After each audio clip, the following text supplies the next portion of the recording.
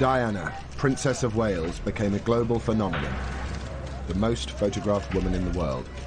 Millions of pictures in thousands of publications taken by hundreds of photographers. Her face made many fortunes. The Princess of Wales was our bread and butter. We depended on her. Diana's death in the car crash of August 1997 stunned a world that had lived her life with her. You can't believe that something as simple as that would kill her. There's got to be something else. There's got to be a bastard somewhere who killed the Princess of Wales. The blame was put squarely on the photographers who had surrounded her in death as well as in life. I always believed the press would kill her in the end.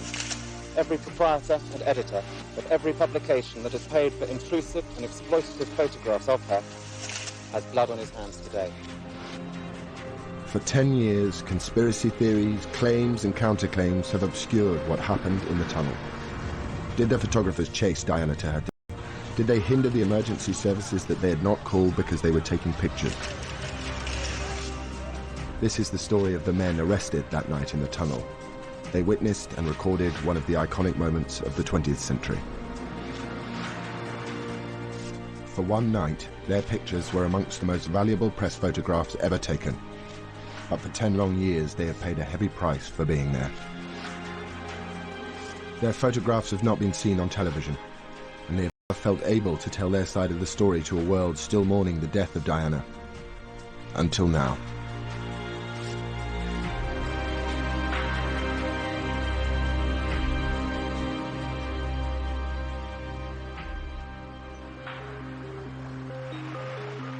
August sunshine on the French Riviera. Princess Diana was enjoying a holiday with her new man, Dodi Fayed. Their romance was the hot tabloid story of the year. Probably the biggest story that you could hope to have with a princess who is now divorced. We'd never had anything like it in tabloid newspapers before. And we had these photographs arriving on our desks each day. Diana was happy to grab the headlines by playing up to the cameras. Her new affair kept Charles and Camilla off the front pages. Il y avait beaucoup de photographes, mais parce que il y avait un show. There were a lot of photographers because there was a permanent Diana show. She usually tried to hide, but this time she gave and gave and gave, every day. Elle donnait tous les jours, quoi. Photographs of the lovers were netting big rewards for the lucky photographers who were giving their romance global coverage. It was a dream come true for a few guys. The money was flying everywhere, buckets loads of money. It was in Paris, dodging photographers. Someone tipped off the press that they were waiting for Dodi's father's hotel, the Ritz. On the right, everyone A large crowd of photographers and onlookers had gathered outside, captured here on a tourist's video. Wow, wow, wow. Guys, look at this. Someone's out there, very important. At 10 to 10, the couple arrived for dinner. Outside, waiting, were a mixed bunch of photojournalists, news photographers and celebrity paparazzi. Some were freelance, others worked for agencies that sold their pictures to newspapers and magazines. Amongst them was 28-year-old agency photographer Pierre Hounsfield. We thought they'd come out and that they wouldn't really try to hide away a great deal, since for the whole summer they'd given photo ops time and time again, so we thought, why would they hide away in Paris? Another photographer was 38-year-old Nicolas Arsov. He specialized in news and celebrity pictures. We knew something was happening. We knew that she was inside the hotel, and so we waited. 44-year-old Jacques Langevin was different from the others. He was one of France's most respected prize-winning photojournalists, used to trouble spots like Iraq and Rwanda. But that night, he was assigned to cover Diana. I was at a friend's having a quiet dinner when I got called late, around 10:30 p.m. So I didn't want to go. I dragged my feet and tried to get out of it. I tried to get another photographer to replace me, but it didn't work.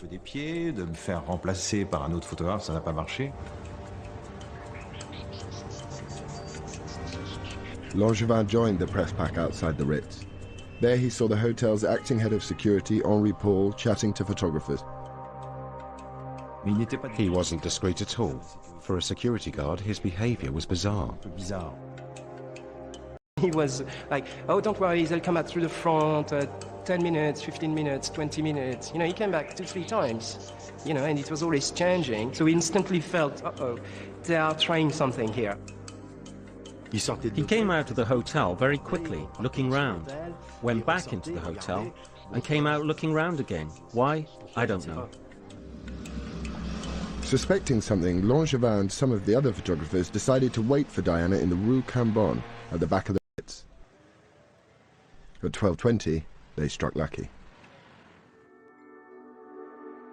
Diana and Dodi, accompanied by Henri Paul and one of Dodi's bodyguards, Trevor Rees-Jones, slipped out of the back door.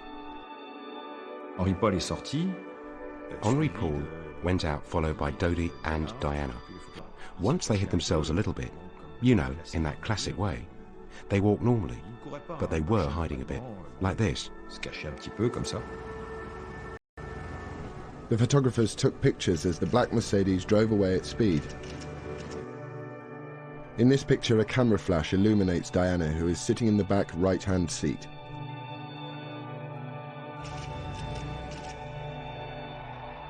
In this picture, we see Henri Paul at the wheel. Trevor Rees-Jones is in the front passenger seat, raising his hand. Diana is in the back with her head down. Dodi is on her left, but not visible. This is one of the last photographs taken before the crash. I was happy. I'd taken pictures. I'd fulfilled my mission.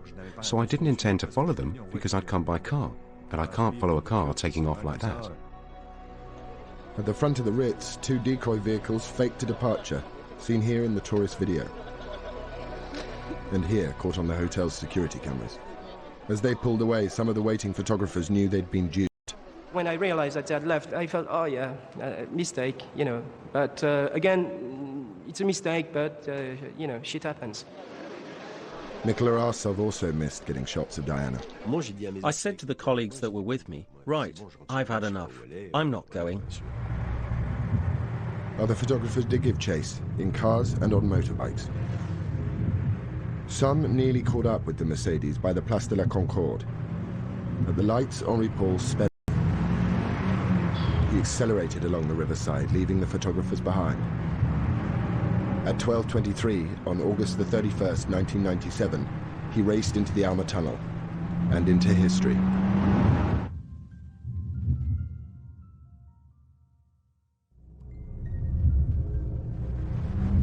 As the Mercedes carrying Diana entered the Alma Tunnel, it lurched to the left to try and avoid a slow-moving Fiat Uno in front of it. Driver Henri Paul lost control.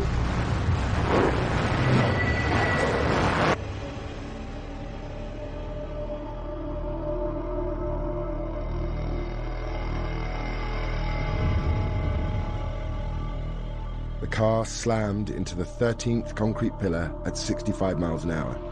The force of the impact removed the front bumper.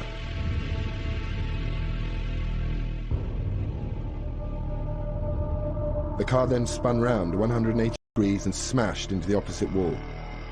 This picture shows the car in its final position, up against the wall, lights on, horn blaring, facing the direction it had come from. Dodi and Henri Paul died instantly. Trevor Rees-Jones was pinned in the road. News footage taken later that night shows the damage to the front of the car. The photographs used in this program were taken by onlookers as well as the professionals. Some of the photographers' pictures were printed in the French investigation dossier.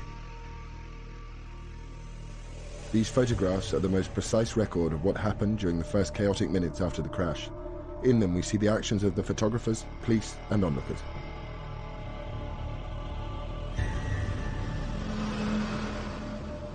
The first to arrive on the scene was 24-year-old photographer Romuald Ra and his driver.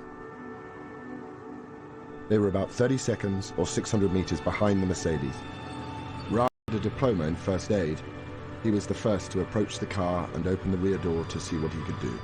J'ai eu un choc pendant quelques secondes. Je me suis un petit peu écarté de la voiture.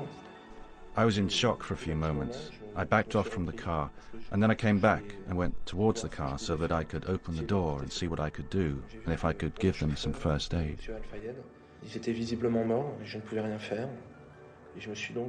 I saw the driver and Mr. Al-Fayed were dead. and I couldn't do anything. So I leaned over the princess to see if she was alive. I leaned over to try and take her pulse, and as I touched her, she moved and breathed a little bit. And I spoke to her in English. En anglais, je lui ai dit, I'm here, be cool, doctor will arrive. The emergency services were called by several people.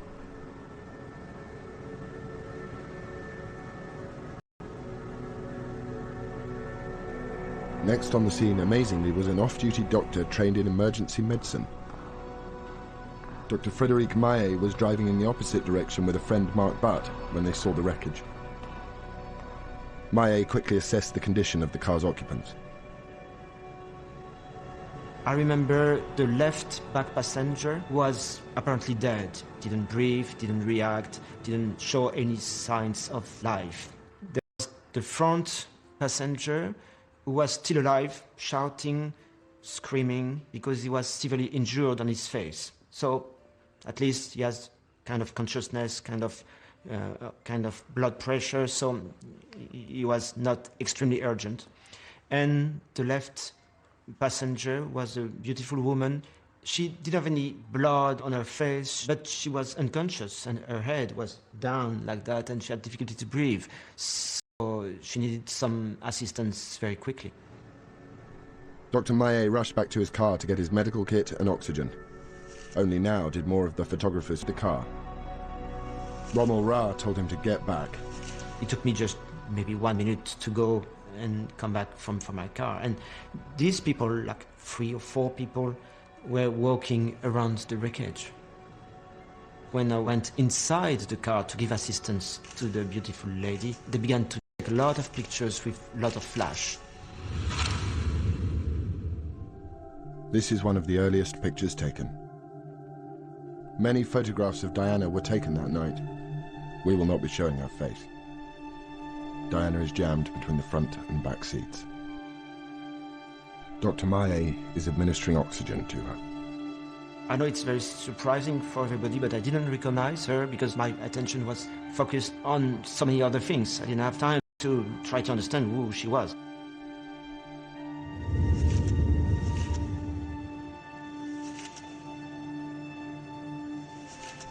A night out for a group of students changed dramatically when they saw a lot of activity inside the Alma tunnel. Là, on a vu un photographe en scooter qui sortait du tunnel et il s'est arrêté à notre niveau. We saw a photographer on a scooter coming out of the tunnel. He stopped beside us. One of his colleagues was saying, "Come back, she's still alive." We started to wonder what was happening. We ran in and went to look at the crashed car. On est sorti de la voiture et on est allé voir directement au niveau de la voiture en fait, accidentée. One of the students, Damien Dolby, was a volunteer fireman trained in first aid. The picture showing Dr. Maillet treating Diana also shows Dolby at the front car door helping Trevor Rees-Jones, who is trapped in the wreckage with multiple injuries.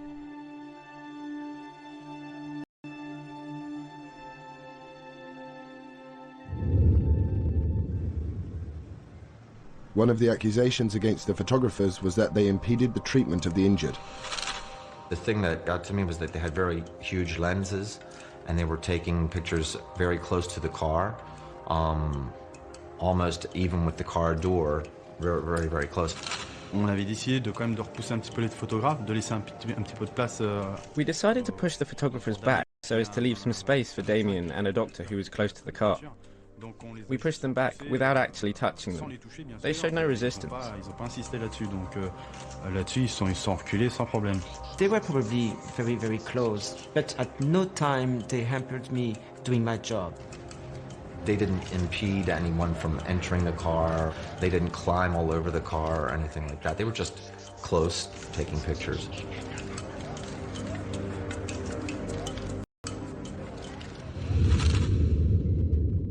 This picture was probably in the car, a mixture for onlookers and photographers. From this angle, it does not appear that any photographers' vehicles are obstructing the tunnel. The damage to the left side of the car, where it hit the wall, is extensive. The exhaust has fallen off. Dr. Maillet and Damien Dolby are still attending to Diana and Trevor Rees-Jones. 2 policemen had arrived. One of them is keeping the photographers away from the car. It was a bit chaotic because you had the police trying to make a perimeter around the accident and trying to back the photographers up. You had one of the passers-by yelling at a photographer. Pushed away from the car, the photographers continue to take pictures. In this picture taken from a distance of about 15 feet, one of the policemen is looking into the rear of the car. They had recognized Princess Diana and called for backup. This picture was taken by an American tourist. In it, we can see a policeman controlling a couple of the photographers. The enormity of the event was beginning to register with many in the tunnel. One of the photographers, Fabrice Chasserie, called his boss for advice.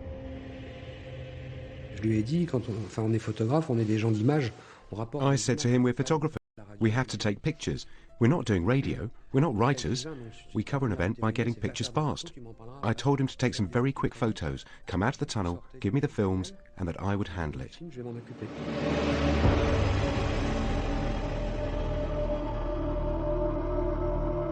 "9 minutes after the crash, a fire and rescue crew trained in emergency medicine arrived.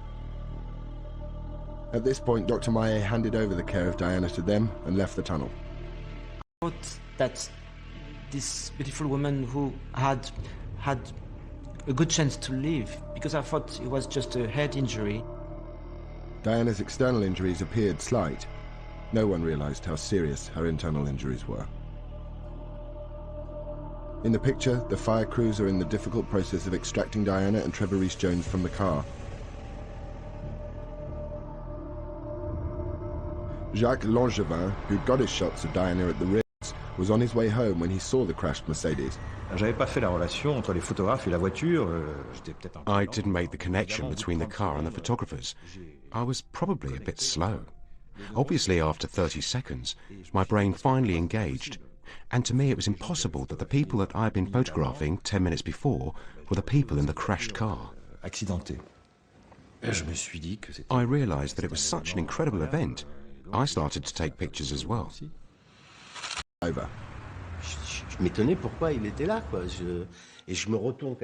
I was surprised. Why was he there? I turned like this because I was on my motorbike and I saw the car. Shit, a completely smashed up car with people surrounding it. And it's terrible. What am I going to say? But I said, they are completely messed up. But not for 1 second did I think it was Diana and Dodi's car. Not at all. It's he who said to me, you don't understand. I said, understand what? He said, it's Diana's car.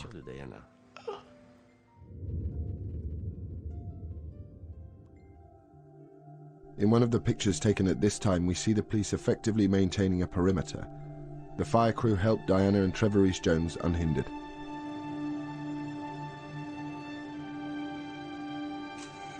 Approximately 17 minutes after the crash, an ambulance for Diana arrived.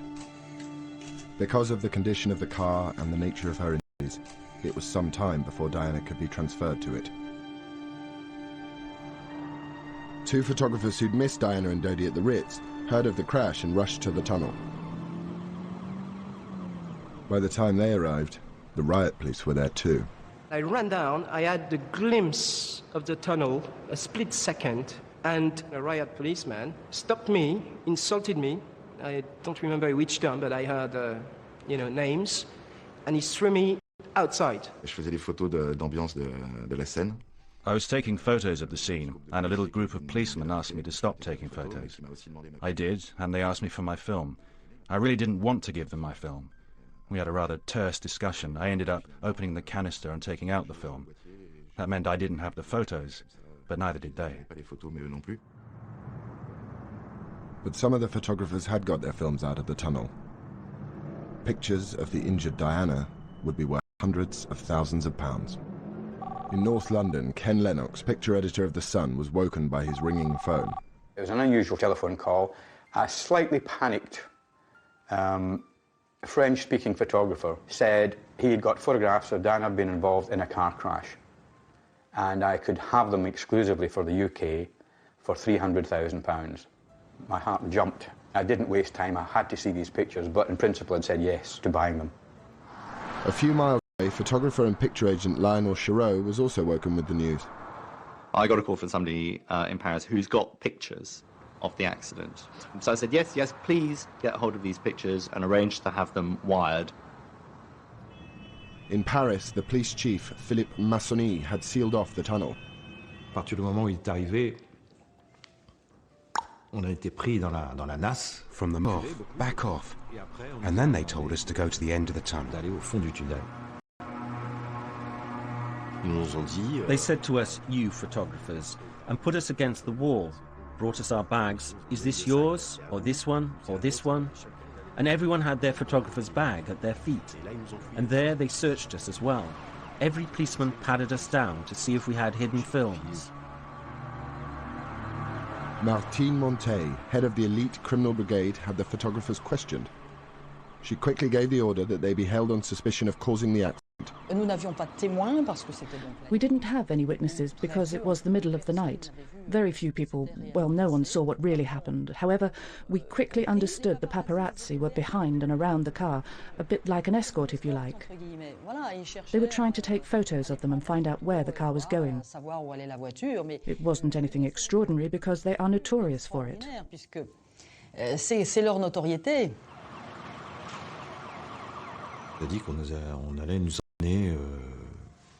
We were told that we would be driven to the police station for them to ask us questions. I thought it would be questions because we were witnesses, but nothing more. Étant donné qu'on était peut-être des témoins, mais pas plus. 6 of the photographers and Romuald Ra's driver were put into a police van. Pierre Sue watched as they were driven away. We saw CNN putting the camera up and zooming on the guys.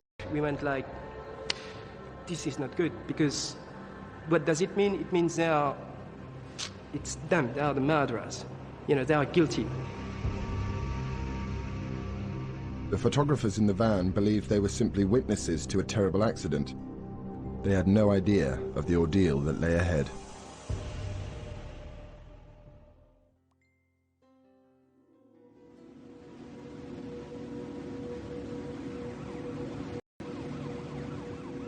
Just over an hour after the crash in the Alma Tunnel, 7 men were on their way into police custody. We arrived in the middle of the night, and we were interrogated, photographed, handcuffed. Only now did the photographers realize they were suspects and could be charged with involuntary manslaughter and non-assistance to persons in danger. They faced a potential 5-year jail sentence. I was stunned when I heard that. They'd gone mad, I thought. Me, I refused to sign that accusation. I thought it was ridiculous and stupid. We hadn't done anything. We had a press card. We were journalists, and here we were in a Paris police station. And we were completely naked, in front of all the police. Pistol. Diana had been in the car for 37 minutes, semi-conscious, before the emergency services could lift her out. As she was, she suffered a heart attack. It took 40 minutes to stabilize her before the ambulance could set off. Photographer Pierre Sue saw it come to a halt minutes later. You can, from there, see the entrance of the hospital. Virtually, you can see it. It's about 400-500 yards away. And the ambulance stops. So we go, uh-oh, something is getting worse. And it lasted for ages, a good 15 minutes. Yes, we understood that the situation was critical inside.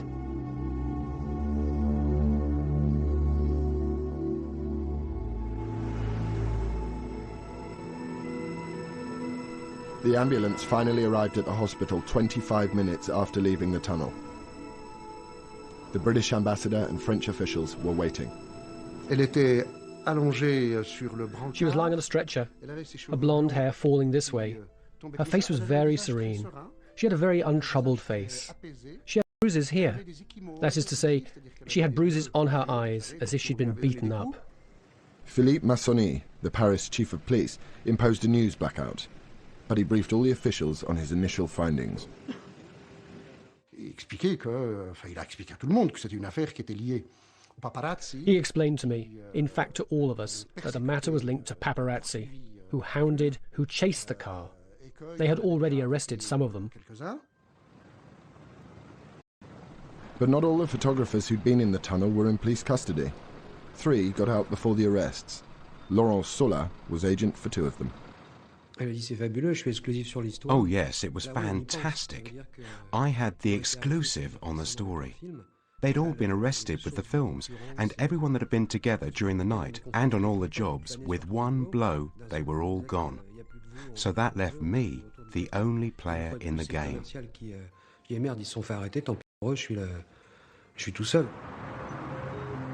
In London, Ken Lennox, wearing his slippers and an old tracksuit, rushed to the Sun offices to see the photographs sent from Paris. I just ran through security, straight up to my electronic picture desk, opened it up, sat in front of it. The first picture jumped up, and I knew right away that we had to have them because she had a trickle of blood coming down her forehead, but she didn't look badly injured. There was no horrific injuries to her at all. So it was a great publishable story. It was going to be absolutely sensational. At the same time, Phil Hall, editor of The Sun's sister paper, The News of the World, was looking at his own set of photographs. I remember sort of looking across and seeing a slightly furtive look on their face, thinking, come on, this is going to be a huge story if this story develops. Any story involving Diana was front-page news, but this promised to be the biggest ever. The world's media was starting to wake up to the events in Paris. The phone went alongside the bed, and it was my editor at the time saying, Dodie's dead and Diana may be dead. And using extremely fruity language, I thought this was a wind-up. I said, you know, don't wind me up. It's 1:15 on a Sunday morning. He said, no, this is true. Dodie's definitely dead. There's been a car crash. Can you come in? Gowing went on air at 2:30 London time. Welcome to BBC World News. I'm Nick Gowing. Diana, Princess of Wales, has been seriously injured and her companion, Dodi Al Fayed, has been killed in a motor accident in the French capital, Paris. Reports say a vehicle carrying the princess and her entourage was being chased by a carload of paparazzi photographers. At News International, the mood rapidly changed from excitement to shock, as reports suggested the paparazzi were to blame. One of my first thoughts, and I remember saying it in the office, was that, gosh, if one of these photographers has caused this accident, we're all going to be in trouble. This could be the end of the free press as we know it, because there'll be a massive, massive backlash against us. I felt sick. I felt anxious about it all. I knew that my photographers would be in trouble on the streets, and it didn't look good. One of the few voices to challenge the report blaming the photographers for Diana's accident was James Whittaker. I'm now joined by James Whittaker, who is the royal correspondent for the Mirror newspaper. There's one thing with the paparazzi following, but the driver doesn't have to drive in such a way that an accident is then caused. What I did think was, how can these people just blame the photographers for doing it? They haven't got a clue what's going on. It wasn't the BBC who were making this judgment about paparazzi. It was already beginning to come out from a number of people. It's the damn paparazzi who were chasing the princess and caused the car to have this serious smash. Whilst who was to blame filled the airwaves, the photographs taken in the tunnel were fetching record-breaking prices. J'étais pratiquement à 20 millions de francs. Il faut faire la conversion, mais c'est énorme. I was practically at 20 million francs. If you do the conversion, it was enormous. An example is that it was double that offered for the photos of Fergie and her charming finance man doing stuff to her feet. At The Sun, heated discussions were taking place about the pictures showing Diana in the crashed car. We looked at the photographs again. He said, what do you think? I said, well, if it doesn't get any worse, we can use these all over the place. If it does get worse and Diana dies, we can't use them anywhere. And he agreed. But it was like a con.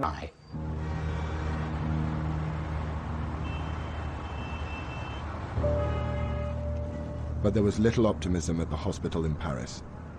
Diana had suffered a second heart attack and had massive internal hemorrhaging. They tried to revive her for 2 hours.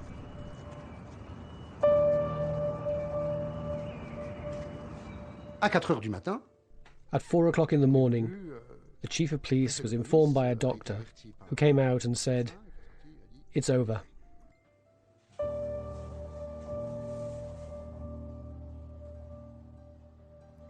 L'ambassadeur d'Angleterre s'est effondré en larmes. The British ambassador fell apart. He cried and cried and cried like a child.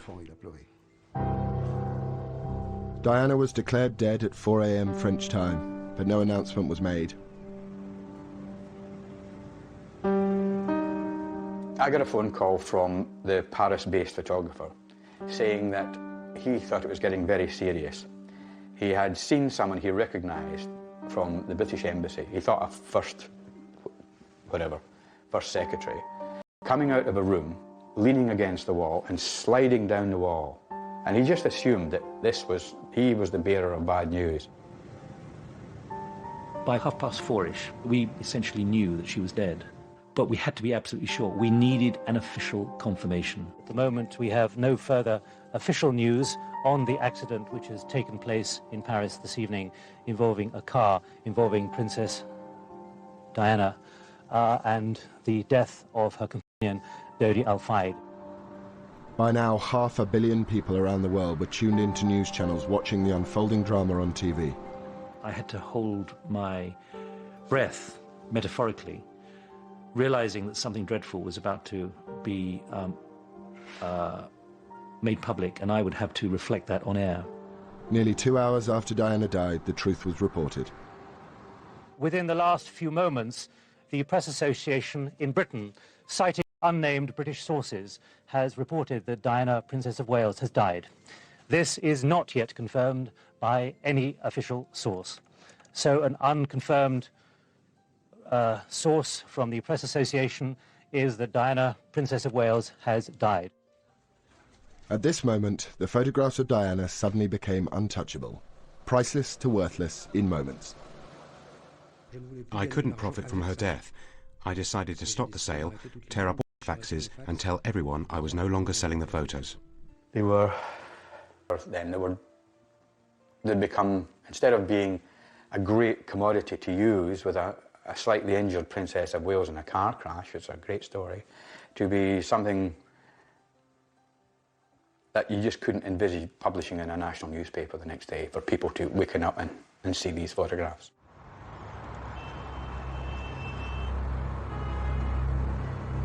At 6 a.m. in Paris, the French Interior Ministry officially announced Diana's death and put forward whom they thought was to blame.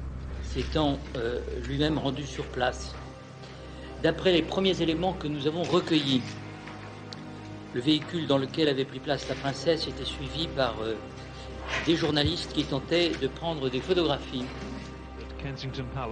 In Britain, people were shocked by the news that Princess Diana had been killed in a crash because the paparazzi had chased her car. It seemed everyone knew who to blame. People have been pointing fingers, angry fingers, at some of the photographers here. A bus driver leaned out of his cab and simply shouted at the Northern media people here, "Leave her alone." Mohammed Al-Fayed's spokesman denounced the role of the photographers in the accident. Mr. Al-Fayed believes that this appalling tragedy would never have happened but for the attentions of these people who I suppose we shall have to call photographers.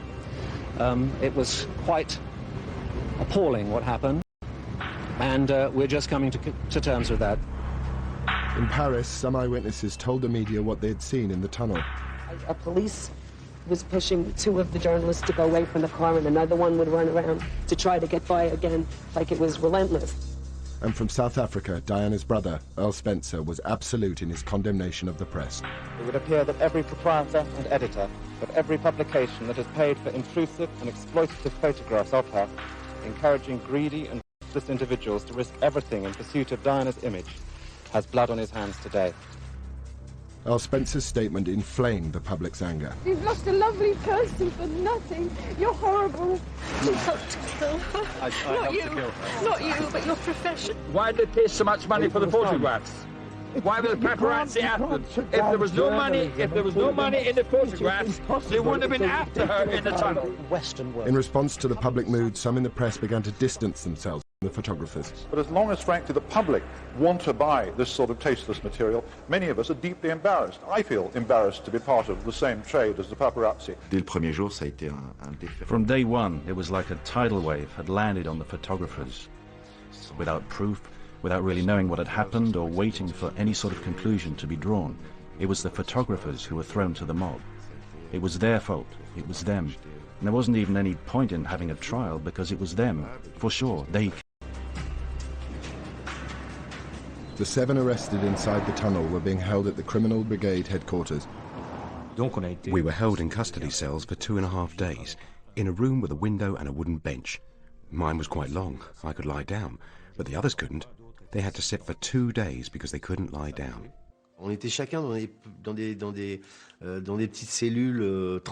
Each of us was put in a transparent cell with a neon light above. I had no idea whether it was day or night. It was all psychological.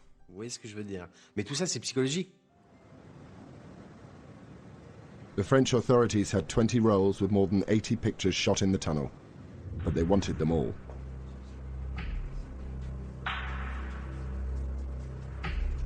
Across Paris, photo agencies were raided and told they faced 3 years in prison and £30,000 fines if they sold any of the pictures. Laurent Sola didn't want to give up his negatives, but went voluntarily to the Criminal Brigade.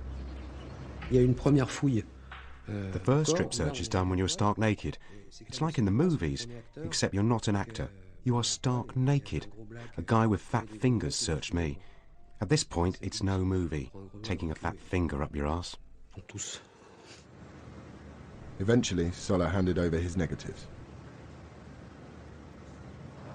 The operation to get the photographs spread across the channel. In London, Lionel Chereau reported a break-in at his home. A crime prevention officer came to his house. He says, I have examined this report of your burglary, and I have to tell you that you have not been burgled, but that you have been targeted. I said to him, targeted what, by the grey men? He said, well, you can call them whatever you like. Grey men, MI5, MI6, but what I can tell you is that the person that came into your house had a plan of your house, had a key to your front door. And I would like to point out, he said, delicately, that at no point were your lives in danger, at which point my wife burst into tears. The French police developed all the films confiscated in the tunnel and in the raids. Crucially, they revealed there were no pictures of the Mercedes as it drove to the Alma tunnel. After seeing the report blaming the photographers, Dr. Maillet and Marc Barth spoke out. One of the most important parts of us coming forward is that we knew that there were no photographers. This whole group of photographers was not around the car at the time of the accident because we were there before them. So they didn't come until 2, 3, 4 minutes afterwards. So they couldn't have been the cause of the accident. The evidence, both photographic and eyewitness accounts, seemed to show that the photographer.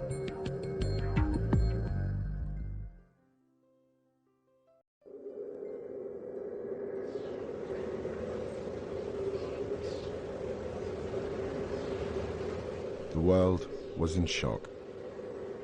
A day after the death of Diana, Princess of Wales, the French police were still holding 7 men in their cells despite the lack of evidence against them. Then came a stunning revelation. The Paris prosecutor's office disclosed today that the driver of the car in which Princess Diana was fatally injured had an illegal blood alcohol level. He's said to have been more than 3 times over the French limit and twice the British one. Henri Paul's employer, Mohamed Al Fayed, insisted the photographers were at fault. The way these people went along, John, it was like the Wells Fargo stage, surrounded by Indians, but they weren't firing arrows, they were firing these blitz guns. And you know, after the accident, those motorcycles were left deliberately or accidentally in such a way that the emergency services were delayed by 10 or 15 minutes in getting there. The accusation against the dead driver, Henri Paul, did not keep the 7 men out of a French court. On Tuesday, the 2nd of September, the photographers went before the judge. The police have asked that 2 of the photographers believed to be more seriously implicated should be held here in custody. But by the end of the day's proceedings, the other 5 will have walked free. Yet despite their profession and their claims of innocence, none of them has chosen to come out here and face the cameras. We were served up on plates. We were served as dessert, the pièce de résistance to the entire media. It was extraordinary. Everyone was saying whatever they liked about it. And it sold. A phalanx of photographers in the world's press were waiting. Nicolas Arsov slipped out of a side door.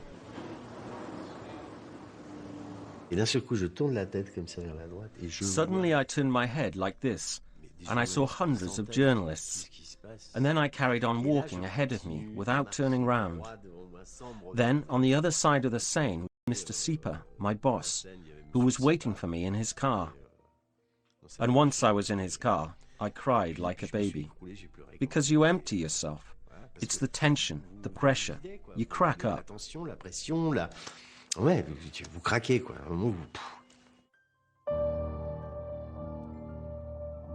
Diana's funeral at Westminster Abbey, a chance for the world to express its grief at her untimely death. It is a point to remember that of all the ironies about Diana, perhaps the greatest was this. A girl given the name of the ancient goddess of hunting was, in the end, the most hunted person of the modern age. When Diana's brother spoke out against the media, the crowds were with him. Mohammed Al-Fayed kept up the pressure on the photographers because the alternative was to say, my employee was drunk, was responsible for the death of Diana, Princess of Wales. After 2 years, the French completed their investigation and cleared all the photographers of causing the accident. But Al-Fayed refused to accept their findings. He continued his legal battle. In February 2006, 3 of the photographers were found guilty of breaking French privacy laws and were ordered to pay him €1 each, the smallest fine a French court could set. For the photographers, it was traumatic. For some, work dried up, and others changed their profession.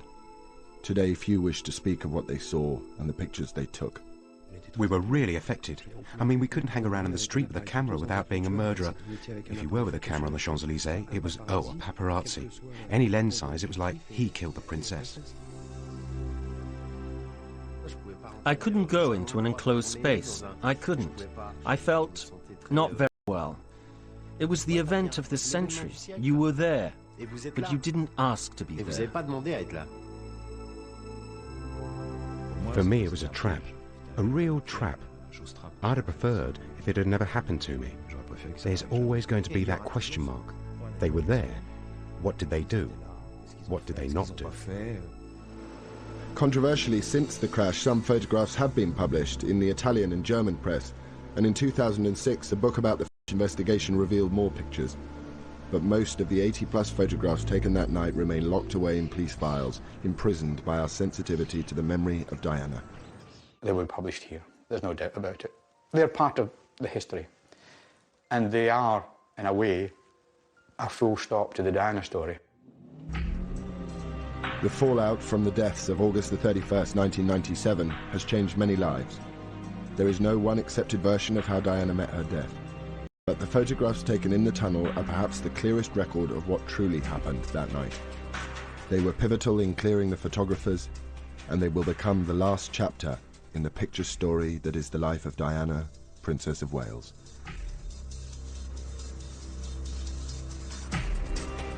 You can let us know your views about tonight's Diana, the witnesses in the tunnel, at channel4.com/Diana debate. And we've scheduled an additional programme later this evening in which the issues raised will be debated. Krishnan Guru Murthy chairs Witness in the Tunnel, the debate, at 11:05.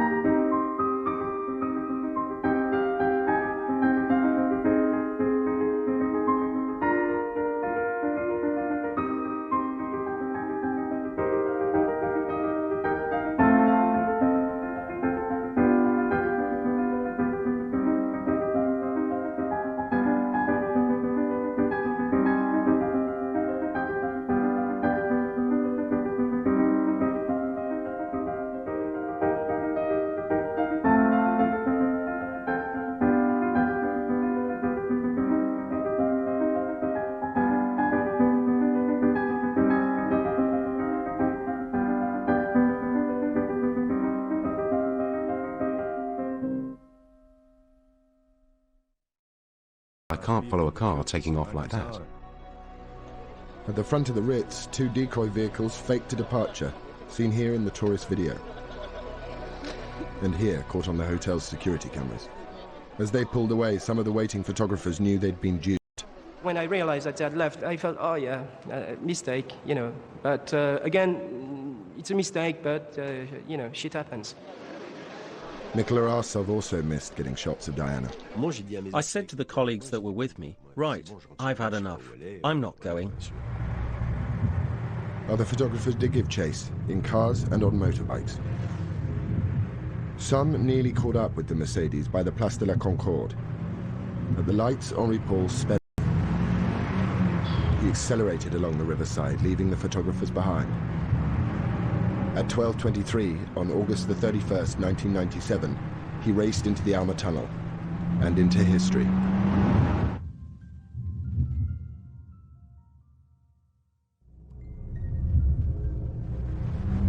As the Mercedes carrying Diana entered the Alma Tunnel, it lurched to the left to try and avoid a slow-moving Fiat Uno in front of it. Driver Henri Paul lost control.